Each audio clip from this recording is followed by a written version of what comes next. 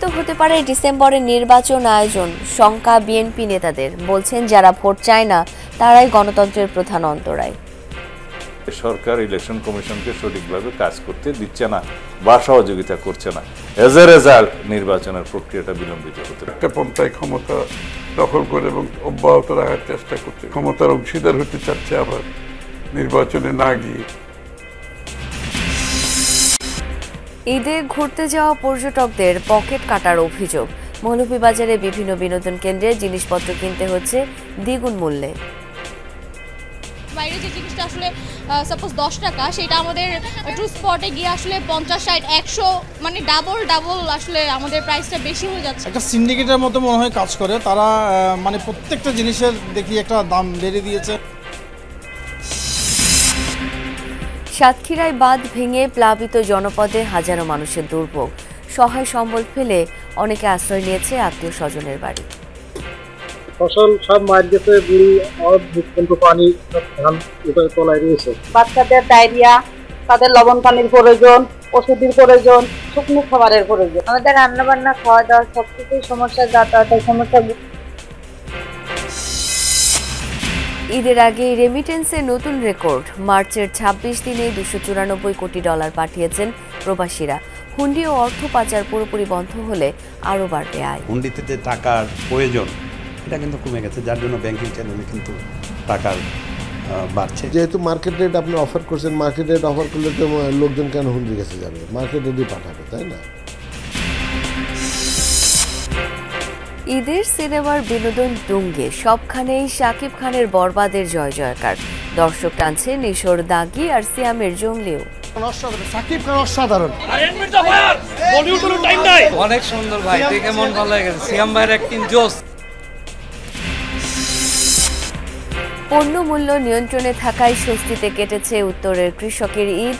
আদর আপ্যায়ন আর আড্ডা খোশ গল্পের পাশাপাশি চলছে মাঠের কাজ।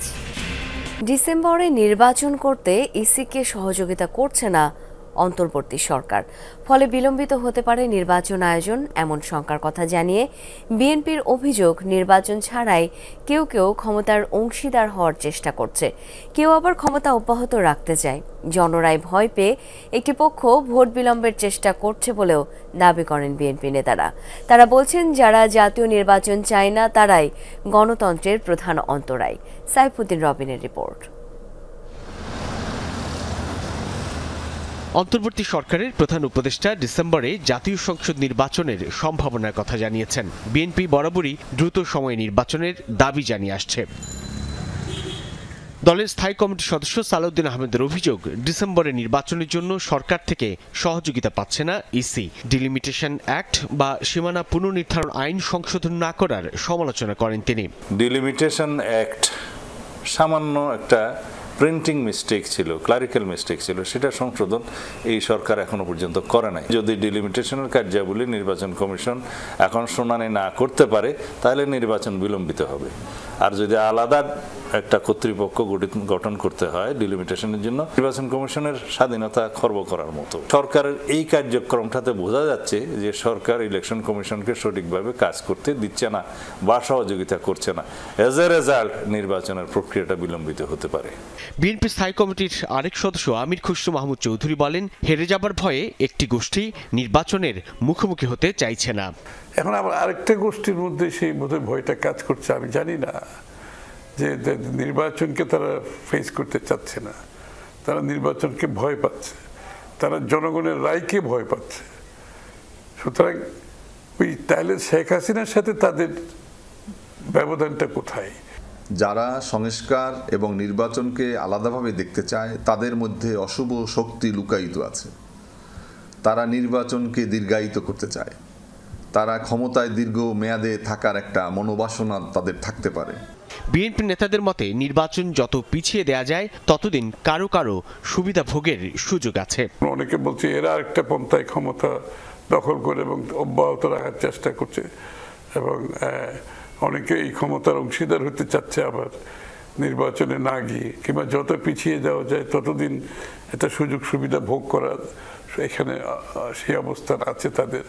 সুতরাং তারাই তো তা গণতন্ত্রের পথে আমাকে বলতে হবে প্রধান অন্তরায় হয়ে দাঁড়াচ্ছে ক্রমান্বয়ে। যারা স্থানীয় সরকার নির্বাচনটা আগে চায় সেটা তাদের একটা কৌশল হতে পারে যে যাতে জাতীয় নির্বাচন আরো বিলম্বে হয়। যারা গণপরিষদের কথা বলছে, যারা গণভোটের কথা বলছে, এই সমস্ত উত্থাপন করছে প্রস্তাবগুলো, তাদেরও কোনো কোনো উদ্দেশ্য থাকতে পারে যাতে করে নির্বাচনটা বিলম্বিত হয়। স্বৈরাচারের পুনর্বাসন রুখতে ফ্যাসিবাদ বিরোধী ঐক্য অটুট রাখার আহ্বানও জানান বিএনপি নেতারা। জাতীয় সংসদ নির্বাচনের জন্য একটি সুনির্দিষ্ট রোডম্যাপ প্রদান করার সাথে সাথে জনমনে একটা স্বস্তির ভাব আসবে। সাইফুদ্দিন রবিন, যমুনা নিউজ, ঢাকা। নিয়ম নীতির কোনো তোয়াক্কাই করছে না মৌলভীবাজারের বিভিন্ন বিনোদন কেন্দ্র। পর্যটকরা পড়ছেন ভোগান্তিতে। বাজার মূল্য থেকে প্রতিটি জিনিস বিক্রি হচ্ছে দ্বিগুণ মূল্যে, যানবাহনের ভাড়া নেওয়া হচ্ছে 3 গুণ পর্যন্ত, আর অপরিচ্ছন্নতার অভিযোগ তো রয়েছেই। পর্যটকরা বলছেন প্রাকৃতিক সৌন্দর্য থাকলেও শুধুমাত্র টুরিস্ট স্পটের অব্যবস্থাপনার কারণে দেশি পর্যটকরা বিদেশমুখী হচ্ছেন। শ্রীমঙ্গল থেকে ফিরে বাকিটা জানাবেন সহকর্মী ফারহানা ন্যান্সি। ছবি তুলেছেন লুৎফর রহমান।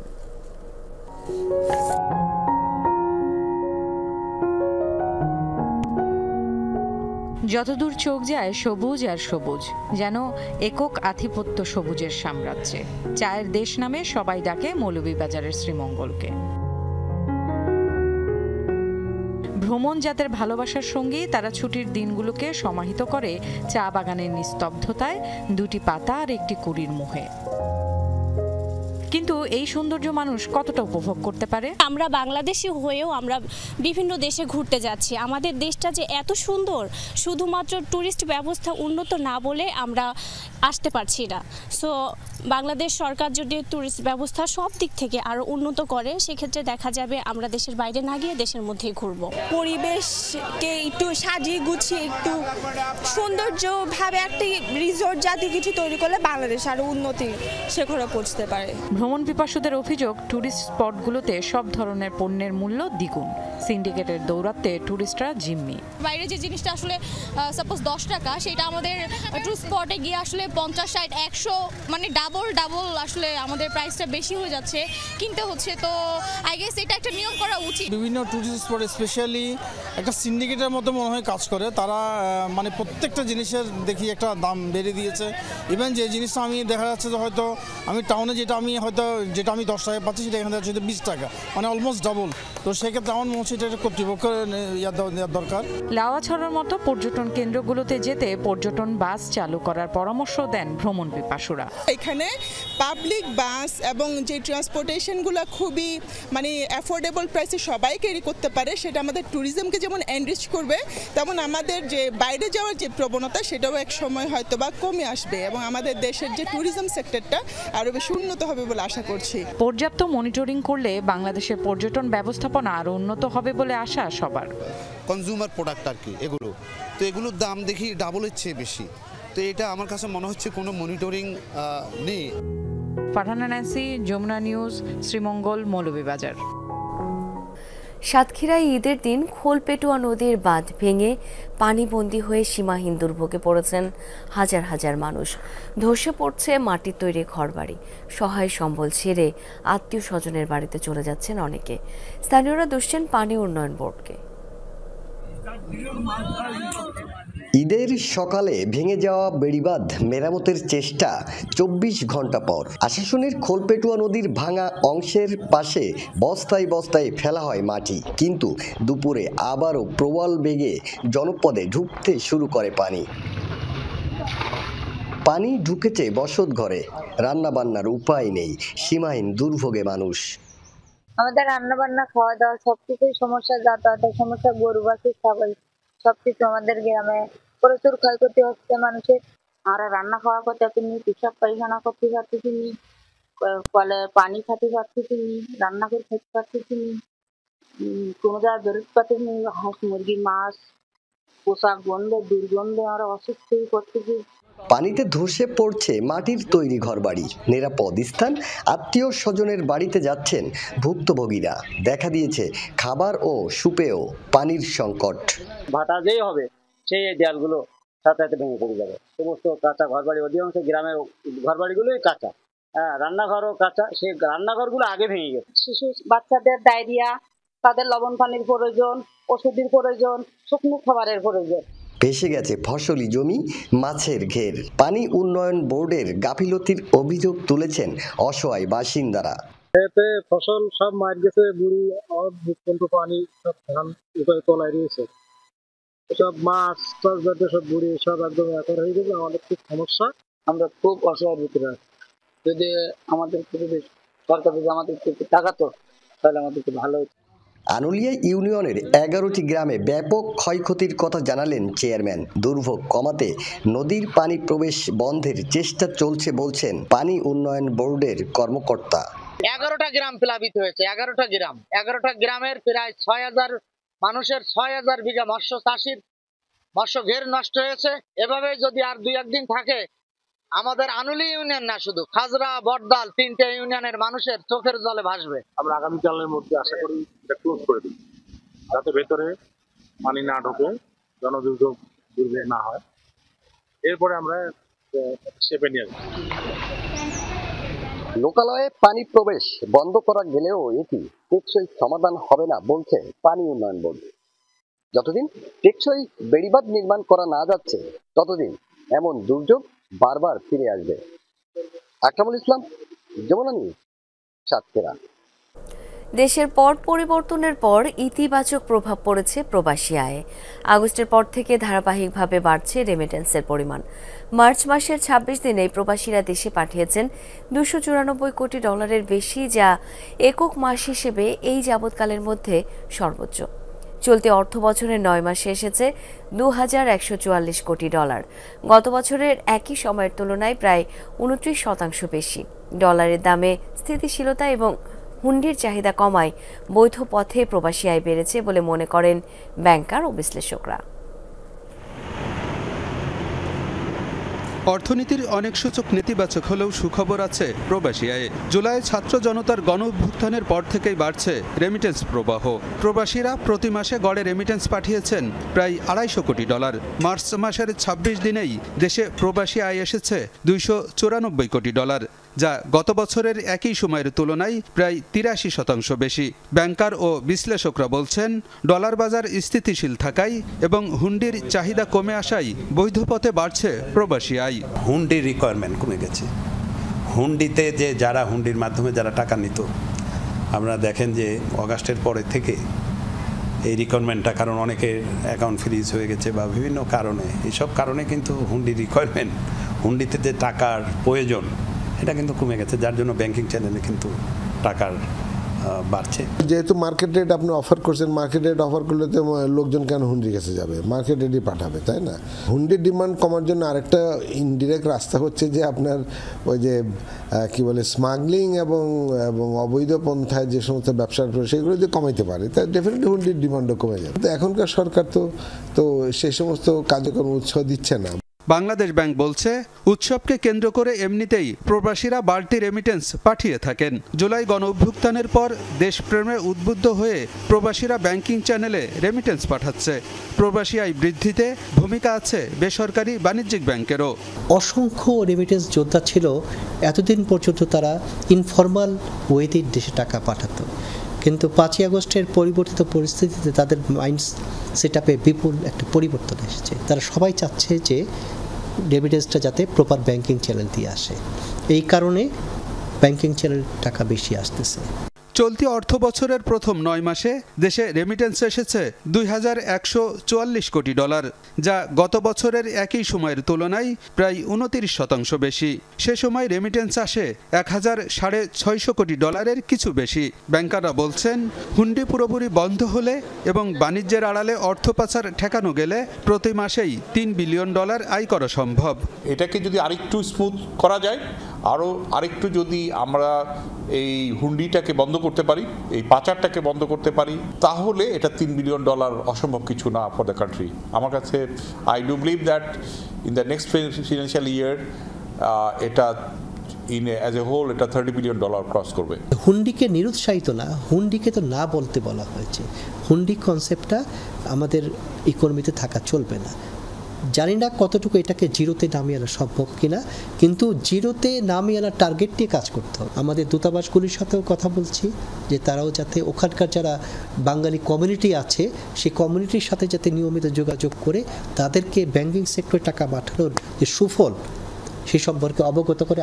প্রবাসী আয় বাড়াতে বিদেশগামী কর্মীদের দক্ষতা উন্নয়নের পাশাপাশি ভাষাগত দক্ষতা বাড়ানো জরুরি বলেও মনে করেন ব্যাংকার ও বিশ্লেষকরা। যে দেশে যাচ্ছে সেই দেশের ল্যাঙ্গুয়েজ অর ইন্টারন্যাশনাল ল্যাঙ্গুয়েজ, আর দ্বিতীয় পয়েন্ট হচ্ছে যে কাজের জন্য যাচ্ছে সেই কাজের যদি একটা স্কিল আমরা এখান থেকে তৈরি করে দিতে পারি, আমাদের এই রেমিটেন্সে দেখবেন যে 50% গ্রোথ হয়ে গেছে। আলমগীর হোসেন, যমুনা নিউজ, ঢাকা। দর্শক, এ পর্যায়ে একটু যেতে চাই কমলাপুর রেল স্টেশনে। সেখানে রয়েছেন সহকর্মী লামিয়া তিথি। আজকে তো ঈদের তৃতীয় দিন, রেল স্টেশনে যাত্রী চাপ কেমন দেখছেন? শাওন, যেমনটা জানেন, সকাল ভোর 7টার দিকে যেই ট্রেনটি ছিল সেটির কিন্তু যাত্রীচাপটা খুব বেশিই ছিল সেই ট্রেনের জন্য।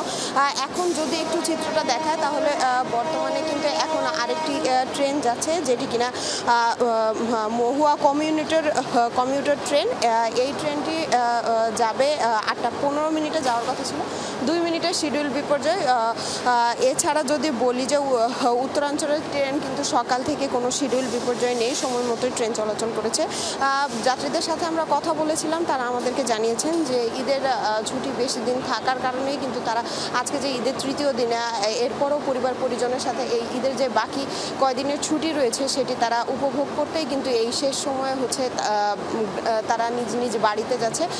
তবে ঢাকায় ফেরার সংখ্যাটা কিন্তু নেহাতি কম যদি বলি, কেননা এখনও জানেন যে এবারে আমাদের ঈদ উল ফিতরের ছুটি কিন্তু 9 দিনের। সেই 9 দিনের ছুটির মধ্যেই কিন্তু তারা বেশিরভাগ মানুষই ঈদে পরিবার পরিজনের সাথে সময় কাটাতে বাড়ি গিয়েছে। কয়েকজন যাত্রীর সাথে আমাদের কথা হয়েছিল, তারা বলেছে তারা সময় মতো টিকিটও পেয়েছে এই ঈদের তৃতীয় দিনে এসে। নানান ধরনের ঝক্কি ঝামেলা এড়ানোর জন্যই কিন্তু তারা এই ঈদের তৃতীয় দিনে যাচ্ছে। এবং যেহেতু এবার 9 দিনের ছুটি রয়েছে তাই তারা একটু স্বাচ্ছন্দ্যে যাওয়ার জন্যই হচ্ছে এই ঈদের তৃতীয় দিনটি বেছে নিয়েছে। আর যদি বলি যে এই যেই কমিউটার ট্রেনটি রয়েছে সেই ট্রেনটি কিন্তু কিছুক্ষণের মধ্যেই ছেড়ে চলে যাবে। শাওন, তিথি, অনেক ধন্যবাদ আপনাকে। ঈদকে কেন্দ্র করে দেশের বিনোদন অঙ্গনেও লেগেছে আনন্দের ছোঁয়া। প্রতি বছর 2 ঈদে একসঙ্গে একাধিক সিনেমা মুক্তির হিড়িক পড়ে যায়। এবারও মুক্তি পেয়েছে 6টি চলচ্চিত্র। মাল্টিপ্লেক্সগুলোতে বাংলা সিনেমা দেখতে ভিড় জমেছে দর্শকের। বেশিরভাগ শো হাউসফুল, অকুপেন্সিও বেশ ভালো। সব মিলিয়ে কেমন চলছে ঈদ সিনেমা জানুন মারিয়া হোসেনের রিপোর্টে। ঈদ মানে আনন্দ উল্লাসে মেতে ওঠা। প্রেক্ষাগৃহে নতুন সিনেমা মুক্তি সেই মাত্রাকে আরো বাড়িয়ে দেয়। বরাবরের মতো এবারের ঈদ উল ফিতরেও বাংলা সিনেমার দারুণ সূচনা হলো দেশের অন্যতম বড় প্রেক্ষাগৃহ ব্লকবাস্টারে। এবারের ঈদে সিনেমা মুক্তি পেয়েছে 6টি। বরবাদ, দাগি, জঙ্গলি, অন্তরাত্মা, চক্কর 302 ও জিন 3। এর মধ্যে ব্লকবাস্টারে বরবাদ 6টি ও দাগি 4টি করে শো পেয়েছে। অন্যদিকে চক্কর 2টি ও জঙ্গলি পেয়েছে 3টি করে শো। শাকিব অভিনীত আরেক সিনেমা অন্তরাত্মা পেয়েছে 1টি শো। পাশাপাশি সিঙ্গেল স্ক্রিনে চলছে বরবাদের একচ্ছত্র আধিপত্য। সাকিব ভাইকে নিয়ে আসলে সিনেমা বানার স্বপ্ন আমার মনে হয় সব নির্মাতারই থাকে, ওই জায়গা থেকে আমার আলাদা কোনো কিছু না। আর এইটার জন্য যে বরবাদ হয়েছে বিষয়টা তা না। বরবাদের ক্যারেক্টারটা যখন আপনি আরিয়ান মির্জাকে দেখবেন, আপনাকে ওই বিশ্বাস করানোর জন্য এখানে আমাদের মেগাস্টারকেই লাগবে। ঈদের দিন থেকে ব্লকবাস্টারে শো শুরু হয়। পাশাপাশি রাজধানীর অন্যান্য প্রেক্ষাগৃহেও চলে ঈদের সিনেমার প্রদর্শনী। তার আগে চাঁদরাত থেকে শুরু হয় অগ্রিম টিকিট বিক্রি। দ্বিতীয় দিন সরেজমিনে খবর মেলে বরবাদ, দাগি ও জঙ্গলি 3টি সিনেমাই হাউসফুল। প্রেক্ষাগৃহে সকাল থেকেই ছিল দর্শকের উপচে পড়া ভিড়। রাজধানীর অন্যান্য প্রেক্ষাগৃহেও চলে ঈদের সিনেমার প্রদর্শনী। তার আগে চাঁদরাত থেকে শুরু হয় অগ্রিম টিকিট বিক্রি। দ্বিতীয় দিন সরেজমিনে খবর মেলে বরবাদ, দাগি ও জঙ্গলি 3টি সিনেমাই হাউসফুল। প্রেক্ষাগৃহে সকাল থেকেই ছিল দর্শকের উপচে পড়া ভিড়। অসাধারণ, সাকিব খান অসাধারণ,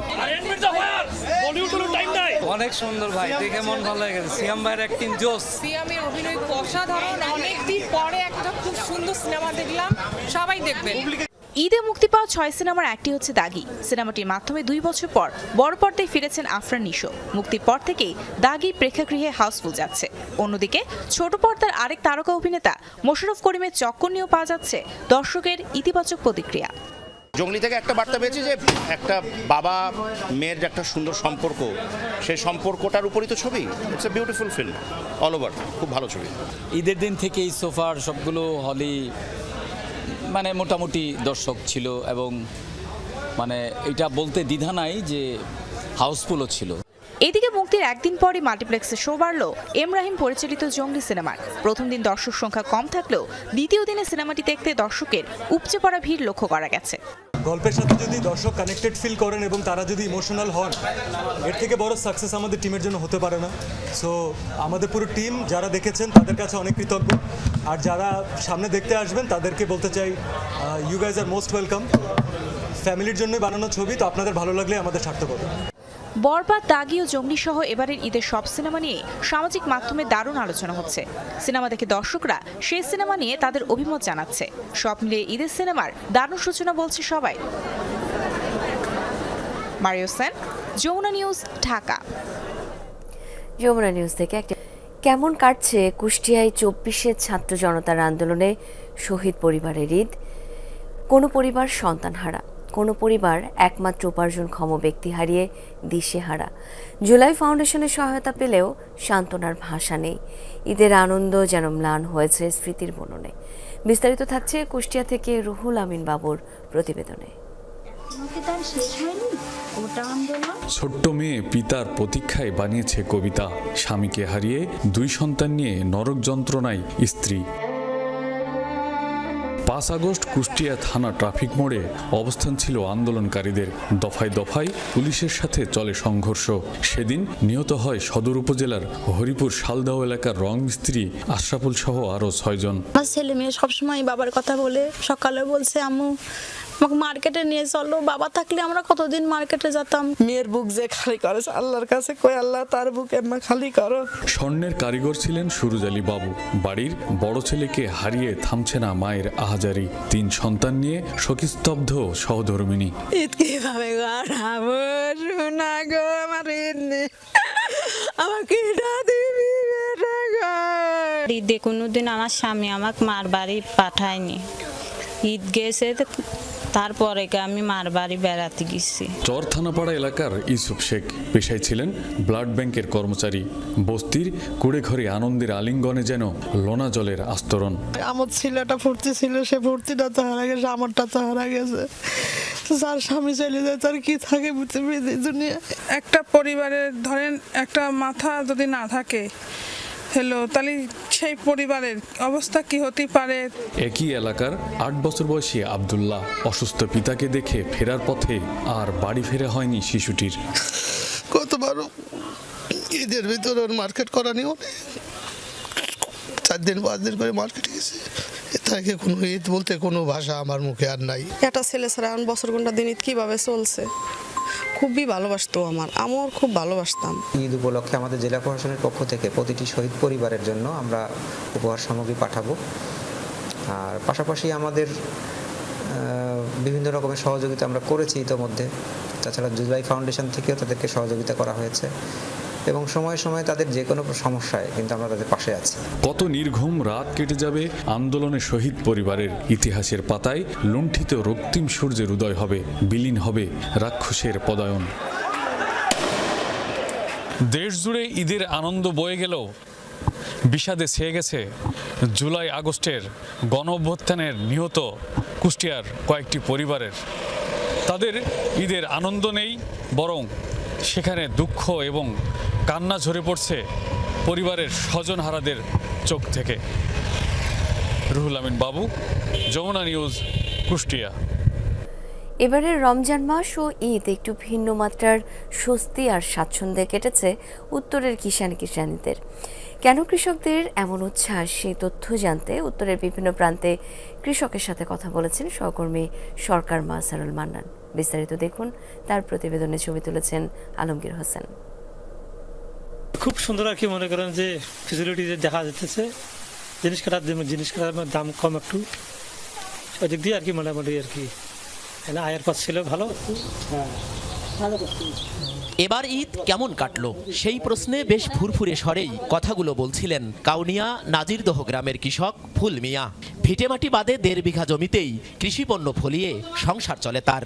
মা সহ একই বাড়িতে থাকেন ভাই বাবু মিয়াকে নিয়ে। দাম তো মোটামুটি আগের থেকে একটু হলেও হালকা ছিল, একটা আগের নাতি দাম নাই, সব দিয়ে মানে কাপড় করিয়ে শান্তি পাচ্ছি। কিনছি কাপড় চোপড়, ছায়া ব্লাউজ, স্যুট, 5 বিঘার উপরে জমির মালিক সারাই মাঝহারি গ্রামের কৃষক বাবলু মিয়া। বাড়ির সামনেই মুক্ত হাওয়ায় খেলছিলেন 9 গন্ডা। কাউনিয়ার সনাতন গ্রামের কৃষক দম্পতি শামসুল ইসলাম ও পিয়ারি বেগম। 15 বিঘার মতো জমি তাদের। গোয়াল ভর্তি গরু আর পুকুর ভর্তি মাছে বেশ ভালোই কেটেছে তাদের ঈদও। এই দ্রব্যমূল্যর দামটা নিয়ন্ত্রণে আছে, বিদ্যুৎ সাশ্রয় এবং মানে চলতেছে, বিদ্যুৎ কোনো মিক্স নেই। এই সময় বিদ্যুৎ থাকেই না, কিন্তু এবার পুরো বিদ্যুৎ চালু আছে। 15 বছরের চেয়ে অনেক ভালো, 15 বছরের মতো শান্তি পাইনি। চলছে কৃষকের বাড়িতে বাড়িতে ঈদানন্দ, জামাই অতিথি আদর আপ্যায়ন, থেমে নেই মাঠের কাজও। বোরোর জমিতে চলছে সেচ কাজ। এর ফাঁকেই উদাস দুপুরে বিলের মাঝে গাছের ছায়ায় শুয়ে বিশ্রাম নিচ্ছেন কেউ কেউ। দাঙ্গা হাঙ্গামায় নাই, পুলিশের কোনো অত্যাচার নাই। আল্লাহর রহমত ঈদ এবার ভালো গেল। ঈদ মোটামুটি আল্লাহর রহমত ভালোই করছি। তো আগে তো এরকম সুযোগ সুবিধা ছিল না। তবে আলুর দাম কম হওয়ায় একটু অস্বস্তিও আছে অনেক কৃষকের। নিজ বাড়িতে নানা উপায়ে আলু সংরক্ষণ করছেন লাভের আশায়। 15 দিন মাটি আবাদ করছি, আমার 8.5 লাখ টাকা খরচ। জানদাবা করিলে আবাদ করা 8.5 লাখ টাকা খরচ, মনে করেন আলু বিক্রি হয় অতিরিক্ত 4 লাখ টাকা বা 3.5 লাখ টাকা। উত্তরের মেঠোপথে পাড়ায় পাড়ায় মোড়ে মোড়ে চলছে প্রান্তিক কৃষকের আড্ডা, খোশ গল্পের আমেজ। কেমন গেল এবার কৃষকের ঈদ সেই তথ্য জানতে যমুনা টেলিভিশনের পক্ষ থেকে আমরা কথা বলেছিলাম নিম্ন, মধ্য এবং উচ্চ শ্রেণীর কৃষক পরিবারের সাথে।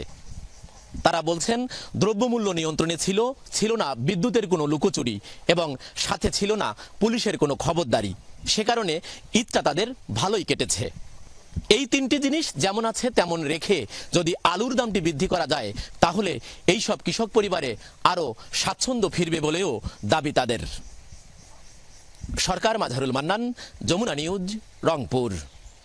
পাহাড়ের ভাঁজে ভাঁজে সূর্যমুখীর হলুদ আভা, যেন অন্যরকম এক সৌন্দর্য। রাঙামাটিতে সূর্যমুখী ফুলের এক একটি বাগান যেন এক একটি বিনোদন কেন্দ্র। রীতিমতো টিকিট কেটে বাগান দেখতে আসছেন পর্যটকরা।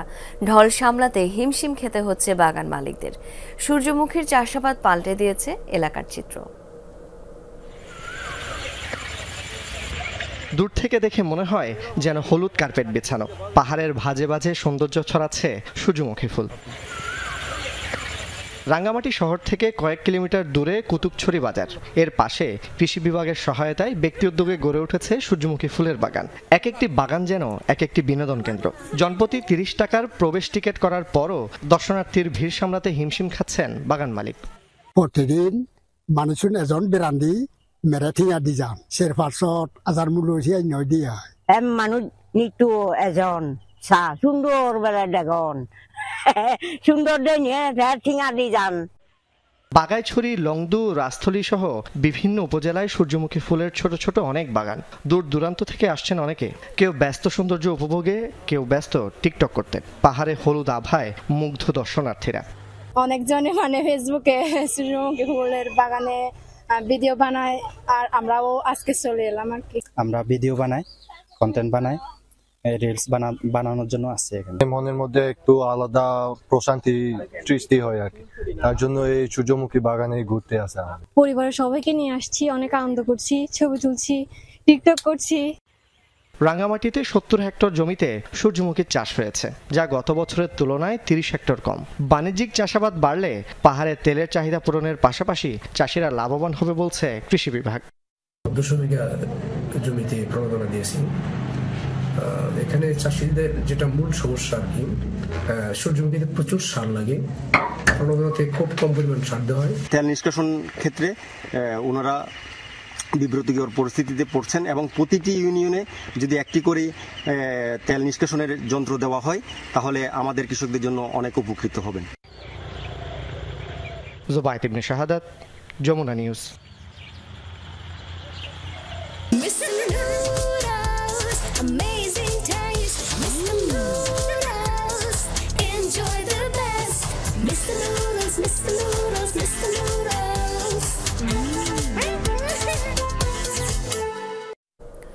রাজধানীর এয়ারপোর্ট এলাকার জামিয়া বাবুস সালাম মাদ্রাসায় দুই গ্রুপের ধাওয়া পাল্টা ধাওয়া ও মারামারির ঘটনা ঘটেছে। মঙ্গলবার মধ্যরাতে এই ঘটনা ঘটে। ঘটনাস্থলে গিয়ে জানা যায় এই মাদ্রাসার ওয়াকফ সম্পত্তির মোতোয়াল্লি নিয়ে দুই পক্ষের মধ্যে দ্বন্দ্ব দীর্ঘদিনের। বিষয়টি নিয়ে উচ্চ আদালতে মামলাও চলছে। দীর্ঘদিন ধরে চলা উত্তেজনার মাঝে রাতে একটি পক্ষ মাদ্রাসা দখল নেওয়ার চেষ্টা করে। এ সময় দুপক্ষের মধ্যে ধাওয়া পাল্টা ধাওয়া হয়। পরে পুলিশ ও সেনাবাহিনী ঘটনাস্থলে গিয়ে পরিস্থিতি নিয়ন্ত্রণে আনে। এই মাদ্রাসার বর্তমান প্রিন্সিপালের বিরুদ্ধে জুলাই আগস্ট আন্দোলনের সময়কার হত্যা মামলা রয়েছে বলেও অভিযোগ পাওয়া গেছে। এই নিয়ে স্থানীয়দের মাঝেও ক্ষোভ রয়েছে। পুলিশ জানায় প্রাথমিকভাবে পরিস্থিতি নিয়ন্ত্রণে আনা হয়েছে। আমাদের কাছে একটা অভিযোগও এসেছে, এগুলো এসেছে। আমরা বলেছি আমরা উভয় পক্ষেরটা দেখে শুনে আমরা উভয় পক্ষ সবাই মিলে বলছি একটা সলিউশন। এর মধ্যে হঠাৎ করে ওনারা আজকে হয়তো 20-30 জন লোক এখানে এসেছে। এসলে যে হয় এটা এখানে তো স্টুডেন্ট রয়েছে, তারা একটা সিচুয়েশনটা গরম হয়েছে, হয়তো কিছু ইটফিট খেলো নিক্ষেপ হয়েছে। তা আমরা আসার পরে সাথে সাথে ওনারা নিবৃত্ত হয়েছেন, ওনারা এদিকে চলে এসেছেন, ওনারা ওদিকে আছে। আমরা আসার পরে আর কোনো ঘটনা ঘটেনি বা কোনো আহতর কোনো ঘটনাও ঘটেনি কিছু। যেন কিছুতেই সংঘর্ষ থামানো যাচ্ছে না হবিগঞ্জে। লাখাইয়ের পর এবার রাতের আধারে টর্চ জেলে সংঘর্ষে জড়ায় বাহুবলের কয়েক গ্রামের মানুষ। 3 ঘণ্টাব্যাপী এই সংঘর্ষে আহত অর্ধ শতাধিক। পুলিশ জানায় গতকাল বিকেলে মিরপুর বাজারে বানিয়াগাঁও ও চায়েরগাঁও গ্রামের মধ্যে সংঘর্ষ বাধে। শত শত গ্রামবাসী দেশীয় অস্ত্র নিয়ে একে অপরের উপর হামলা করে। এতে যোগ দেয় আশপাশের আরও কয়েক গ্রামের মানুষ। ভাঙচুর করা হয় ব্যবসা প্রতিষ্ঠান ও বেশ কিছু দোকানপাট। পরে যৌথ বাহিনী এসে পরিস্থিতি নিয়ন্ত্রণে আনে। তবে কি নিয়ে সংঘর্ষ তা এখনো জানা যায়নি।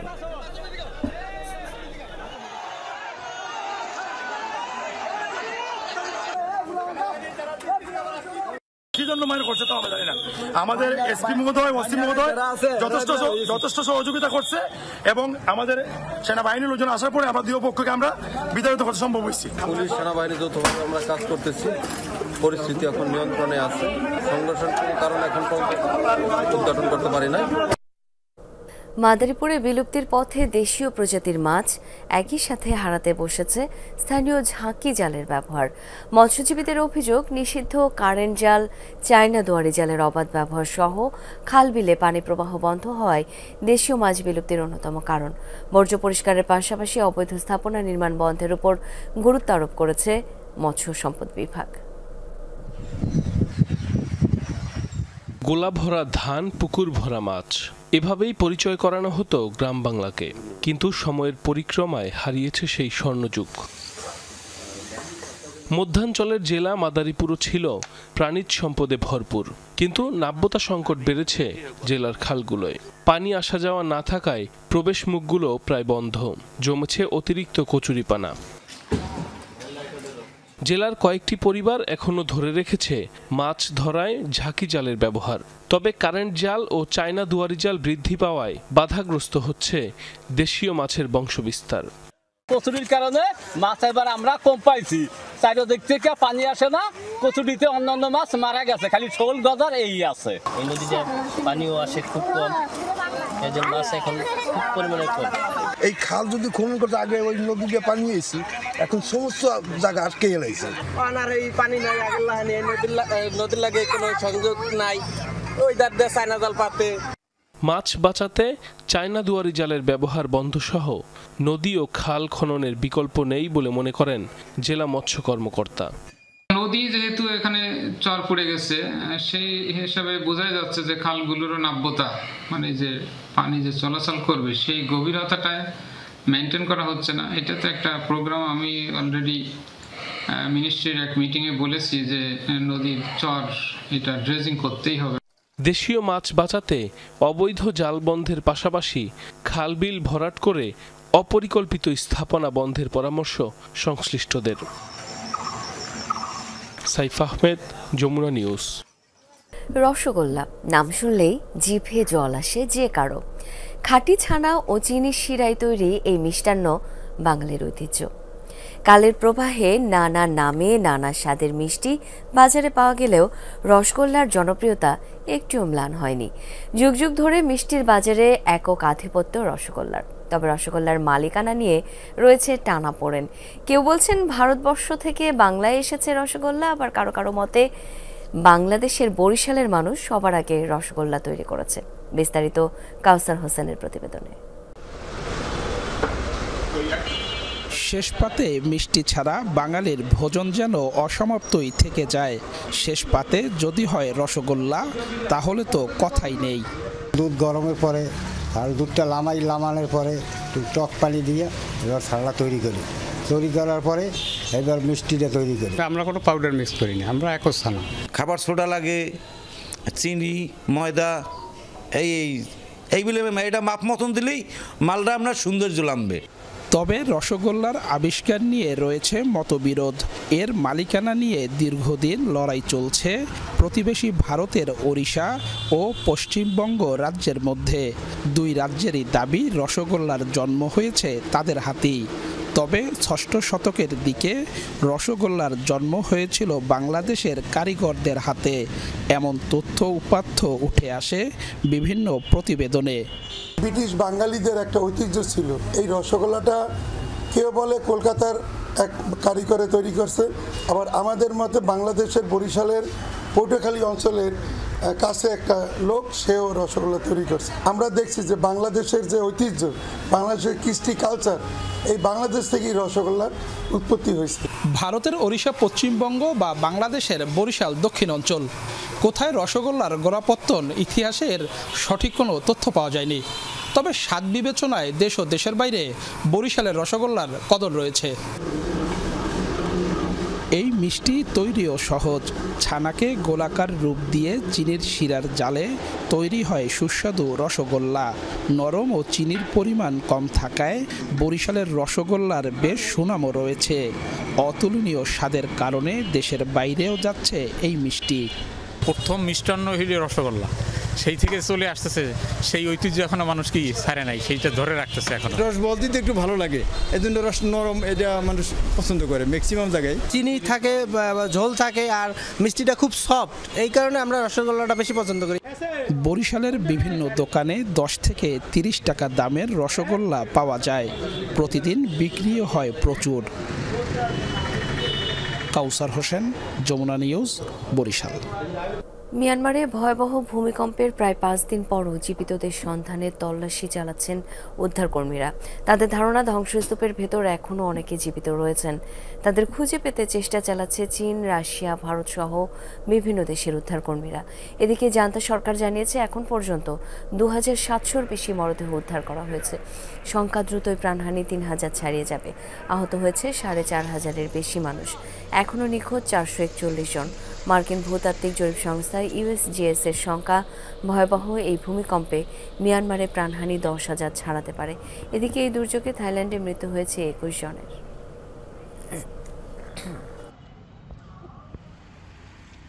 গাজা জুড়ে ইসরায়েলি বর্বরতা চলছেই। মঙ্গলবারও তেল আবিবের হামলায় কমপক্ষে 23 ফিলিস্তিনি মৃত্যু হয়েছে। এর মধ্যে মধ্য গাজার নুসেইরাত শরণার্থী শিবিরে প্রাণ গেছে 2 জনের। একজনের মৃত্যু হয়েছে আল মাওয়াসির নিরাপদ ঘোষিত এলাকায়। রাফাতে ইসরায়েলি হামলায় নিহত হয়েছে 3 ফিলিস্তিনি। এদিকে রাফায় অবস্থানরত ফিলিস্তিনিদের আবারও সরে যাওয়ার নির্দেশ দিয়ে গুলি চালাচ্ছে ইসরায়েল।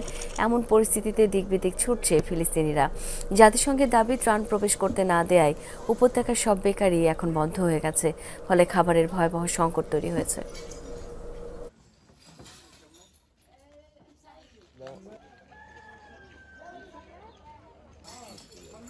মার্কিন যুক্তরাষ্ট্রের সংবিধান অনুযায়ী 3য় দফায় প্রেসিডেন্ট হবার সুযোগ নেই। তারপরও ডোনাল্ড ট্রাম্পের সম্ভাবনা নিয়ে চলছে আলোচনা। বিশ্লেষকরা বলছেন, আপাত দৃষ্টিতে ট্রাম্পের আরেকবার মসনদে বসার কোনো সম্ভাবনা নেই। তবে ধারণা করা হচ্ছে বর্তমান প্রেসিডেন্ট এত সহজে হাল ছাড়বেন না। আইনের ফাঁকফোকর খুঁজে ট্রাম্পকে আবারও প্রেসিডেন্ট বানানোর উপায় খুঁজবেন তার আইনজীবীরা।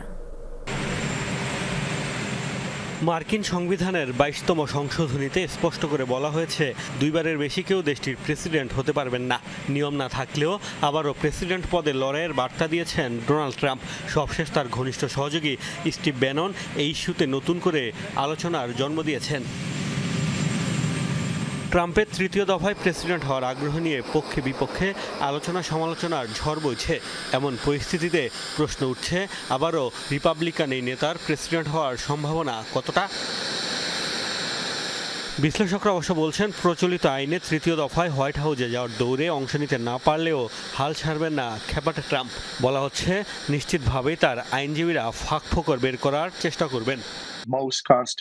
সংবিধান বিশ্লেষণ করলেই বলা যায়, প্রেসিডেন্ট পদে তিনি তৃতীয় মেয়াদের জন্য প্রতিদ্বন্দ্বিতা করতে পারবেন না। তবে এ বিষয়ে আমার কোনো সন্দেহ নেই যে ট্রাম্পের এমন আইনজীবীও রয়েছে যারা তৃতীয় মেয়াদে তাকে ক্ষমতায় আনার জন্য সংবিধানের ফাঁকফোকর খুঁজে বের করার চেষ্টা করবেন। মার্কিন সংবিধানের দ্বাদশ সংশোধনী অনুযায়ী প্রেসিডেন্ট মারা গেলে কিংবা অক্ষম হলে ভাইস প্রেসিডেন্টের সামনে অন্তর্বর্তীকালীন দায়িত্ব পালনের সুযোগ থাকে। এ সুযোগ নিতে ট্রাম্প ভাইস প্রেসিডেন্ট প্রার্থী হওয়ার চেষ্টা করতে পারেন বলে মত বিশ্লেষকদের। তবে এক্ষেত্রেও রয়েছে জটিলতা। একই সংশোধনীতে বলা আছে, প্রেসিডেন্ট হিসেবে অযোগ্য কেউ হতে পারবেন না ভাইস প্রেসিডেন্টও। আমার সন্দেহ হচ্ছে ভ্যান্সের সাথে ভাইস প্রেসিডেন্ট প্রার্থী হিসেবে তিনি লড়াইয়ের চেষ্টা করতে পারেন। তবে ভ্যান্স পদত্যাগ করলে প্রেসিডেন্ট হিসেবে ট্রাম্প পদোন্নতি পাবেন। দ্বাদশ সংশোধনীতে অবশ্য বলা আছে, প্রেসিডেন্ট হওয়ার যোগ্যতা না থাকলে কেউ ভাইস প্রেসিডেন্ট হতে পারবে না। হয়তো পরিস্থিতির দোহাই দিয়ে নানা যুক্তিতে সংশোধনীর এই অংশ তার আইনজীবীরা উপেক্ষা করার চেষ্টা করবে। সংবিধানের কোনো সংশোধনী বাতিল করতে মার্কিন কংগ্রেসের উভয় কক্ষে 2/3 ভোট প্রয়োজন, যা বর্তমানে নেই ট্রাম্পের Republican party. Mostafa Mahmud, Jamuna news. চীনের মহড়াকে কেন্দ্র করে নতুন করে আবার উত্তেজনা ছড়িয়েছে তাইওয়ান প্রণালীতে। তাইওয়ানের চারপাশে বড় পরিসরে সামরিক মহড়া চালাচ্ছে চীন। দাবি, বিচ্ছিন্নতাবাদীদের কঠোর সতর্ক বার্তা দিতেই এই সামরিক শক্তি প্রদর্শন। অপরদিকে যুদ্ধবিমান উড়িয়ে পাল্টা জবাব দিয়েছে তাইপে, জানিয়েছে যে কোনো পরিস্থিতি মোকাবেলায় প্রস্তুত তারা। সমুদ্রের উত্তাল ঢেউকে উপেক্ষা করে চলেছে বিশাল যুদ্ধজাহাজ। আকাশ কাঁপিয়ে উঠছে অত্যাধুনিক ফাইটার জেট। তাইওয়ানকে ঘিরে হঠাৎ যেন রণপ্রস্তুতি চীনের। মঙ্গলবার এমনই দৃশ্য চোখে পড়ে তাইওয়ান প্রণালীর আশপাশের এলাকা জুড়ে। স্থল, জল ও আকাশপথ তিন দিক থেকেই তাইওয়ানকে ঘিরে ব্যাপক সামরিক মহড়া চালাচ্ছে চীন, যা পরিচালনা করছে পিপলস লিবারেশন আর্মি বা পিএল-এর ইস্টার্ন থিয়েটার কমান্ড। যুদ্ধজাহাজ, যুদ্ধবিমান সহ দূরপাল্লার মিসাইল সিস্টেমের সমন্বয়ে চলছে বহুমুখী সামরিক মহড়া। লক্ষ্য, তিন বাহিনীর সামরিক সক্ষমতা প্রদর্শন। চীনের হুঁশিয়ারি, তাইওয়ানের বিচ্ছিন্নতাবাদীদের সতর্ক করতেই এই পদক্ষেপ। তাইওয়ানের স্বাধীনতা গন্তব্যহীন, বাইরের শক্তির ওপর নির্ভর করেও কোনো লাভ হবে না। আমরা সর্বোচ্চ সতর্ক অবস্থায় আছি। যুদ্ধের জন্য প্রস্তুত সেনাদের নিয়ে বাস্তব যুদ্ধ পরিস্থিতির মহড়া চালাচ্ছি। বিচ্ছিন্নতাবাদী শক্তির বিরুদ্ধে আমরা কঠোর পদক্ষেপ নেব। অবশ্য চুপ করে বসে নেই তাইওয়ানও। চীনের পদক্ষেপকে সাম্রাজ্যবাদী ও উস্কানিমূলক আখ্যা দিয়েছে তারা। প্রস্তুত রেখেছে যুদ্ধবিমান ও ক্ষেপণাস্ত্র ব্যবস্থা। প্রতিক্রিয়া এসেছে তাইওয়ানের প্রতিরক্ষা মন্ত্রণালয় থেকেও। এটা মানসিক চাপে রাখার কৌশল মাত্র। আমরা তাদের কার্যক্রম নিবিড়ভাবে পর্যবেক্ষণ করছি। এখনো প্রকৃত কোনো হামলার ঘটনা হয়নি। আমরা বাস্তব পরিস্থিতি বিবেচনা করে সিদ্ধান্ত গ্রহণ করব। বিশ্ব বাণিজ্যের অন্যতম গুরুত্বপূর্ণ পয়েন্টে অবস্থিত তাইওয়ানকে বরাবরই নিজেদের ভূখণ্ড বলে দাবি করে আসছে চীন। গেল কয়েক বছরে অঞ্চলটির আশপাশে সামরিক তৎপরতা বাড়িয়েছে দেশটি। প্রাণপ্রতিম কুণ্ডু, যমুনা নিউজ। মালয়েশিয়ায় একটি গ্যাস পাইপলাইনের লিক থেকে ভয়াবহ অগ্নিকাণ্ডের ঘটনা ঘটেছে। মঙ্গলবার দেশটির পুচং শহরে রাষ্ট্রীয় জ্বালানি প্রতিষ্ঠান পেট্রোনাসের মালিকানাধীন পাইপলাইনটিতে এই দুর্ঘটনা হয়। প্রত্যক্ষদর্শীরা জানায়, বিস্ফোরণের পর আগুন ধরে যায় পাইপলাইনটিতে। এতে কমপক্ষে 145 জন আহত হয়েছে। দেশটির সরকার জানিয়েছে, আহত কারো অবস্থায় আশঙ্কাজনক নয়। যমুনা নিউজে এতক্ষণ সাথে থাকার জন্য ধন্যবাদ সবাইকে।